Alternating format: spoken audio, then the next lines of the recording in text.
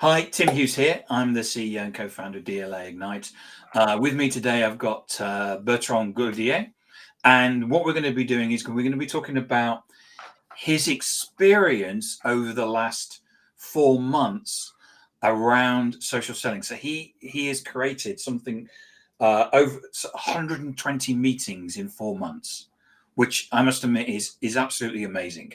So Bertrand, where can people find you? Well, it's pretty easy. My home is on LinkedIn, so you can find me at bertrand.godilot, on LinkedIn.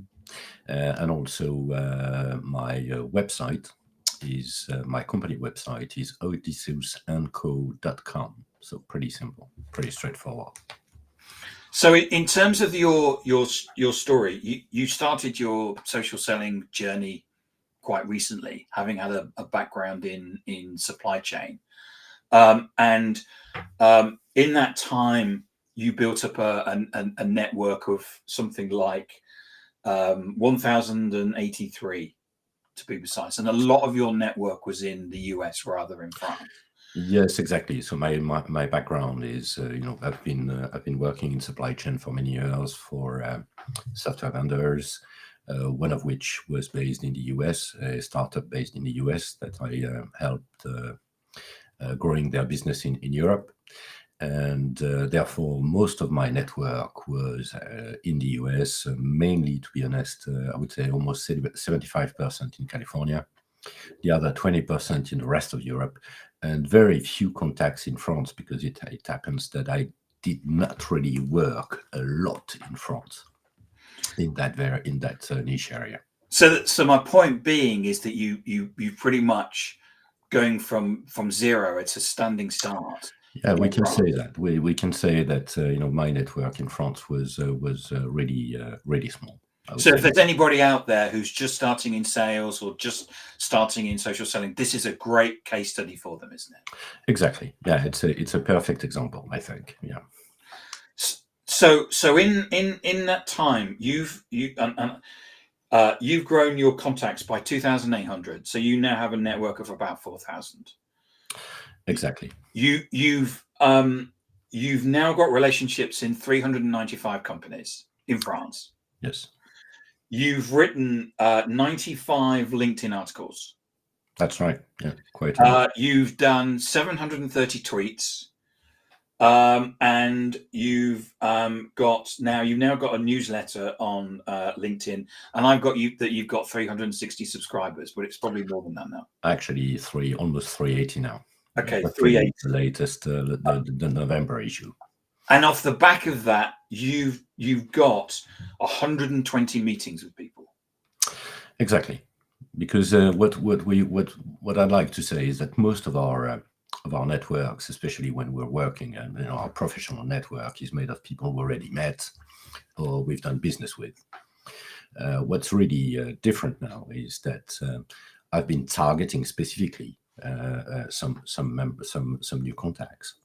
So what we can say is, although the network is actually quite small, because 4,000 people is not a very extensive network, but the reality is that 3,000 of them are really very targeted. So these are sales professionals, marketing professionals, business dev professionals, people that I believe can either influence or be future customers. So you're contacting your ICP in effect, aren't you? Your ideal customer profile. Exactly. Okay. And so how many cold calls and how many spam emails did you send? How many cold calls did you make? Yeah.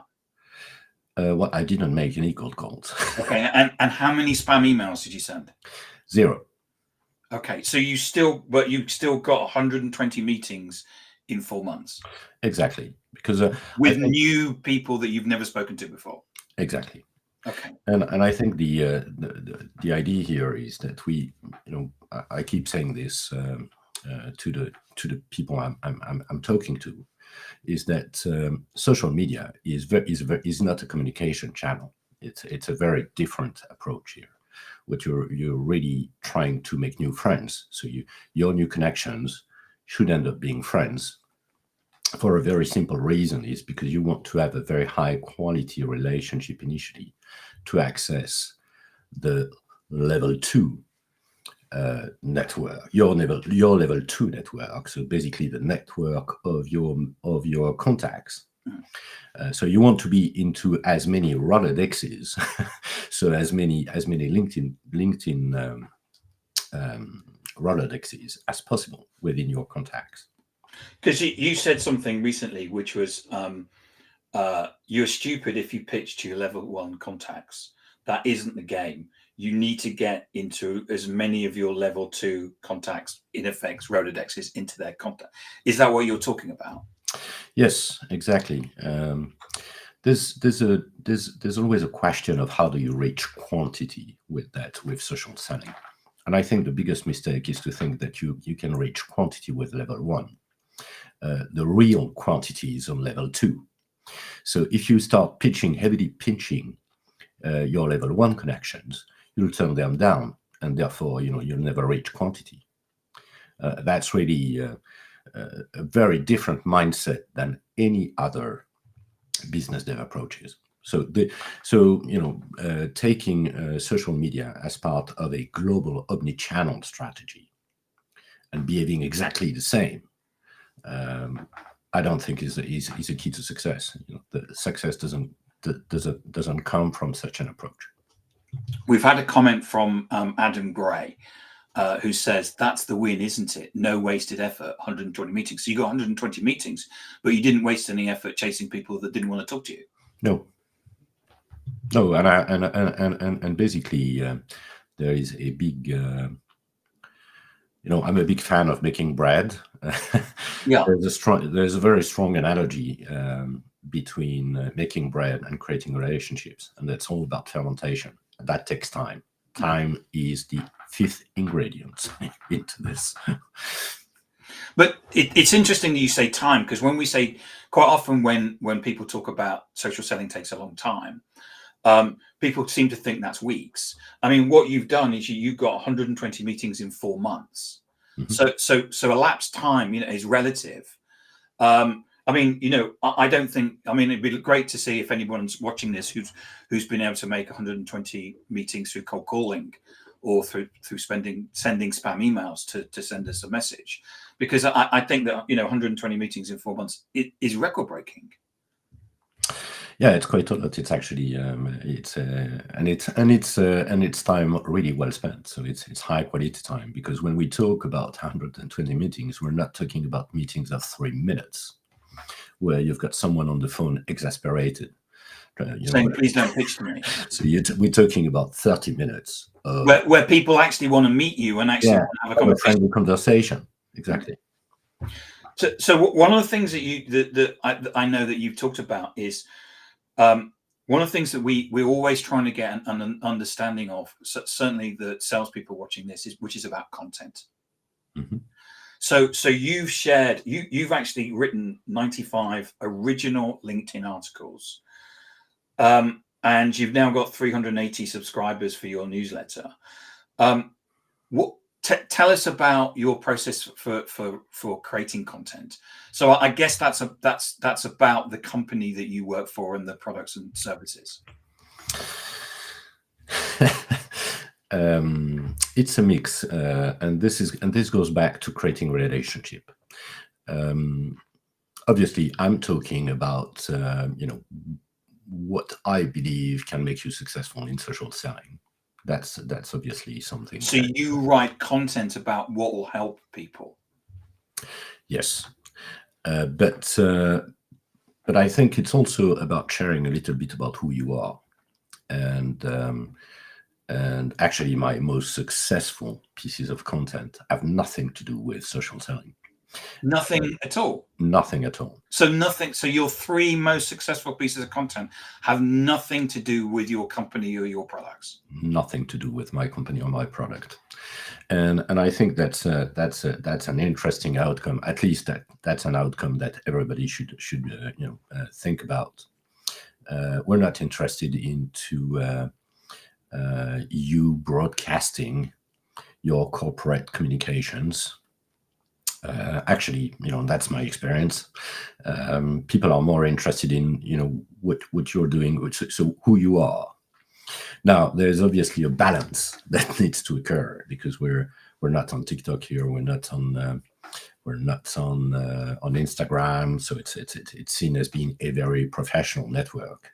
But with that said, you can't create a relationship with someone you don't know. So you need to balance this and give a little bit of yourself so that everybody understands who you are and are more inclined then to meet you.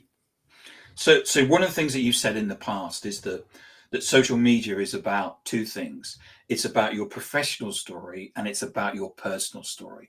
Is that what you're saying here? Exactly. And it's really well said, because my English is not that perfect. No, your English is amazing, Bertrand, don't worry. And so okay, so we've posted something, we've got a lot of engagement. So what?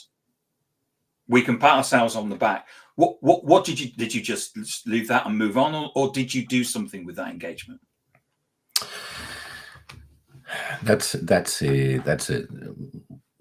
That's probably one of the most misunderstood area from my perspective. The way I look at content is it's my shop. So it's basically, I'm online. I've got people passing by. I'm actually trying to get a lot of people passing by. But there is no idea of inbound as a result of posting content. It's purely for people to understand who you are and what this is all about. So I see this as a shop where I've got content as instructive, diverse, and relevant for the people who will be stopping on my profile. Okay. We've had another comment from Adam Gray saying, you can't create a relationship with someone you don't know. Absolutely perfect. That's clear. That's clear.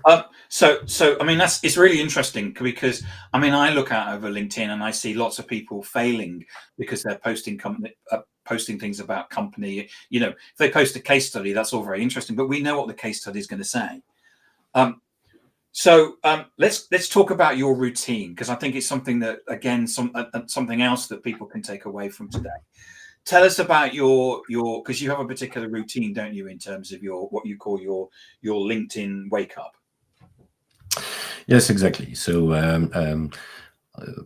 I think there is this idea that there's a lot to do when you want to be present, actively present on social media. The reality is that it takes me between 20 and 30 minutes per day. Okay. There is a sequence of actions that I am executing on a daily basis. That's basically, number one, thank you for connecting of the previous day. Then I'm sending invites. Then I'm sending meeting requests. Then I publish my content, and then I make a few comments, comments on articles that on members, and publishing articles that I find are usually instructive. That's basically it, So you're just spending. So you're getting 120 meetings by spending 30 minutes a day on social. Exactly, and then You are joking me. No, no, I'm not. Surely you must be doing something. You must be doing something else. I am. Because if I was cold calling, it would probably, I'd be spending days doing this. No, I mean, really, and I'm almost ashamed to say that, but that doesn't go beyond 30 minutes a day. Right.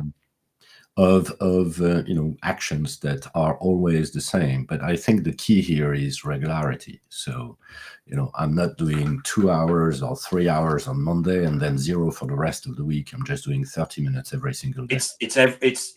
Every single day, basically doing the stuff and doing what you need to do. And when you think about it, all of the members of my network are not coming on a daily basis. So the point is, when they are there, and because it is my business at the end of the day, I have to be there. So One of the things that you talked about in terms of the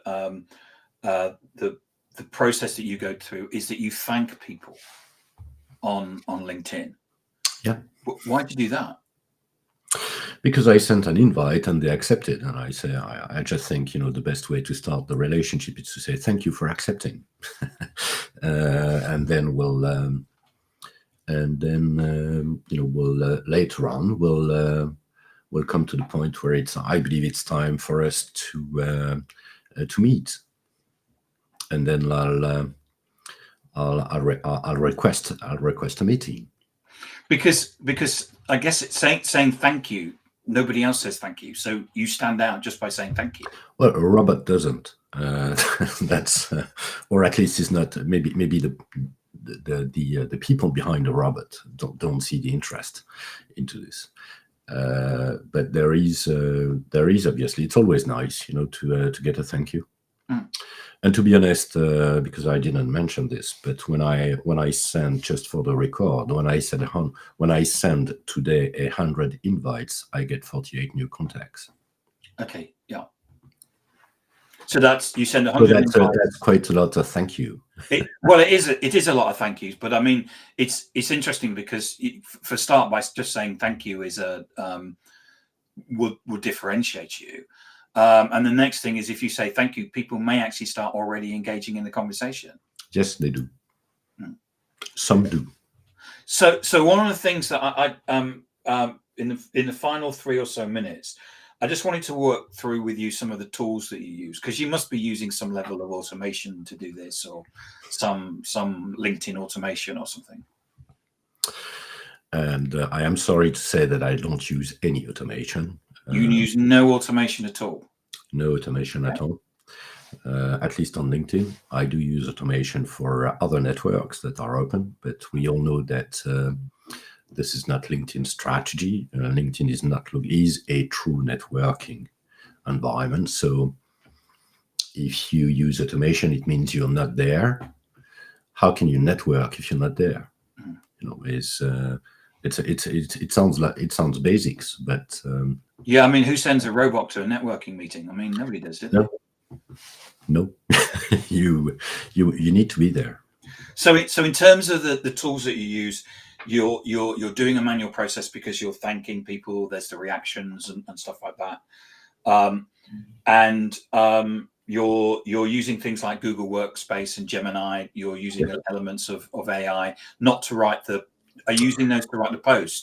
No, I've tried. I keep trying, but I'm not happy with the outcome. So so far, I use Gemini to put emojis into my posts.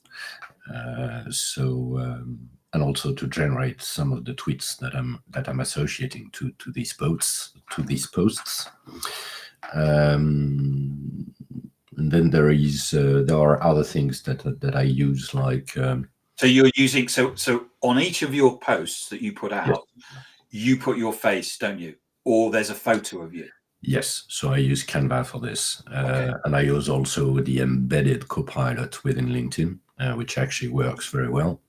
So there's no need to invest here, but it's just that in some instances I use Canva as well to have somehow a brand, so something that comes back and say, okay, so that's Bertrand. We know. Okay, I know that you're an Opus Clips user because.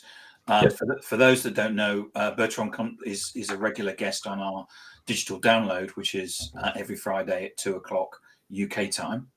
And I know you use Opus Clips as a great way of creating short videos. Yes. You also use Buffer and Nimble as a CRM, don't you? Exactly. Very efficient, very simple, very efficient, very light background, very light back office, basically. So this is not about tools. This is about methodology. And it's interesting because one of the things that you said to me is that to be successful in sales today, it's about soft skills. Yes, we've invested a lot into storytelling around, start with why, and then storytelling, and also visual communications, which are actually very useful soft skills. I'm a big believer that social selling is the next soft skills that everybody should get on. And for various reasons, we won't have time to go through this, but the overall sales process has changed so much, and the fact that nobody wants to be interrupted any longer. All of that plays for a very strong avenue for social selling, basically. So just to summarize there, that the three soft skills we need are storytelling, visual communication, and social selling. Exactly. Bertrand, it's been a fascinating walk through your success over the last couple of months. Congratulations. I mean, it's just a fantastic case study. And I hope other people can actually learn from this. Remind people where they can find you. You can find me on LinkedIn, Bertrand Godilot, Bertrand Godilot in French, and on my website, odysseusandco.com. And if anyone wants to pick up, have a conversation with you about this, you're happy to talk to them about it. Absolutely. More than happy. Bertrand, thank you so much for coming on and talking about it, and for the engagement we had today as well.